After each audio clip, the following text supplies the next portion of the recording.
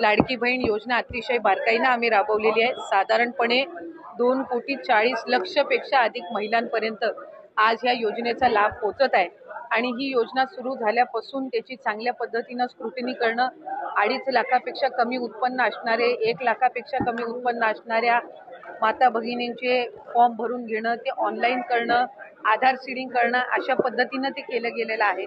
त्याच्यामुळे कुठेही स्क्रुटिनी ही 2.5 कोटी महिलांची किंवा लाभार्थ्यांची होणं हे शक्यही नाहीये आणि ते करणंही नाहीये, कारण आज त्या महिला 5 महिन्यापासून लाभ घेत आहेत। एक आणि दुसरी गोष्ट म्हणजे कोणाची जर तक्रार त्या संदर्भामध्ये पुढं मागं कधीही, म्हणजे आज मी आमदार म्हणून आपल्या सर्वांसोबत संवाद साधत आहे, मंत्री म्हणून मी त्या विभागाचं काम केलेलं आहे, पुढं मागं कधीही त्या संदर्भातली कुठली स्पेसिफिक तक्रार जर आली तर त्या संदर्भातला जो काही तेवढ्या पुरतची स्क्रुटिनी करण्याचा, म्हणजे उदाहरणार्थ एखाद्या XYZ जिल्ह्यातल्या 100 लाभार्थ्यांबद्दल जर तक्रार झाली तर त्या 100 लाभार्थ्यांपुरतची चौकशी करायची किंवा नाही हा सुद्धा, किंवा स्क्रुटिनी करायची किंवा नाही हा सुद्धा निर्णय हा शासन जर तशा पद्धतीचं कधी काही घडलं किंवा आलं तर त्या संदर्भामध्ये घेण्यात येईल।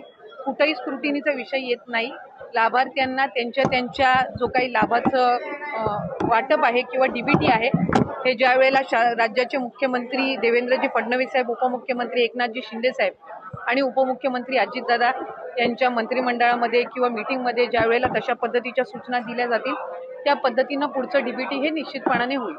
काही तक्रारी आतापर्यंत आल्या आहेत का की निकषाबाहेर काही लाभार्थी आहेत या संदर्भात? मी माझ्या कार्यकाळामध्ये तर तशा पद्धतीची एकही तक्रार कधी आलेली नाही।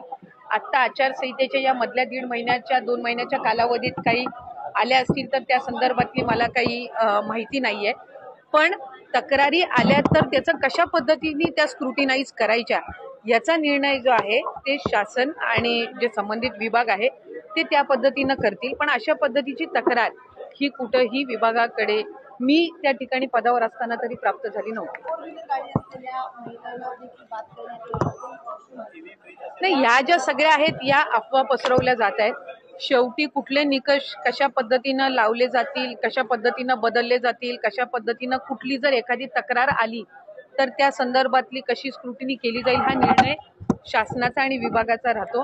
त्याच्यामुळे अद्याप तरी त्या संदर्भामध्ये कुठेही चर्चा नाही, अद्याप त्या संदर्भामध्ये कुठेही चौकशी किंवा कुठेही त्या संदर्भातली कारवाईचा विषय झालेला आहे। एका घरातल्या 2 बायकांनाच फक्त लाभ मिळू शकतो अशा संदर्भातला नियम?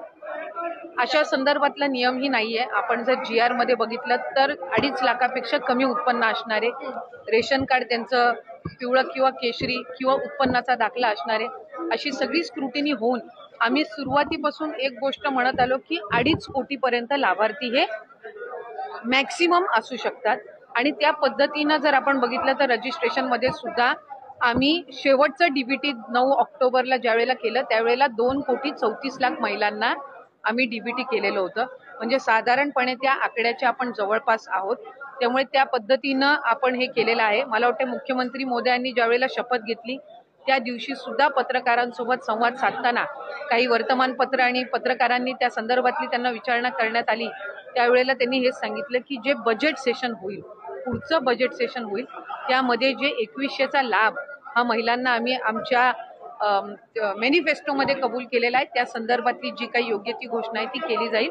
आता 1500चा लाभ आहे आणि जे लाभार्थी आहेत जे व्हेरीफाईड झालेले आहेत, ज्यांना गेल्या महिन्यांपासून लाभ मिळत आहे त्या पद्धतीनं त्यांना मिळत आहे। एकूणच या योजनेसंदर्भात विरोधक आता पुन्हा एकदा आक्रमक होताना बघायला मिळतात, टीका टिप्पणी करताना बघतायत की आता निवडणुका झाल्यात, आता या संदर्भात अनेक खरं तर नियम जे आहेत ते लागू करण्यात येतील अशा संदर्भातले आरोपही होतात। एक तर विरोधकांनी सुरुवातीपासूनच या योजनेवर टीका केली। ज्या वेळेला 28 जून रोजी ही योजना जाहीर झाली त्यावेळेला सुद्धा त्याच्यावर टीका करण्यात आली।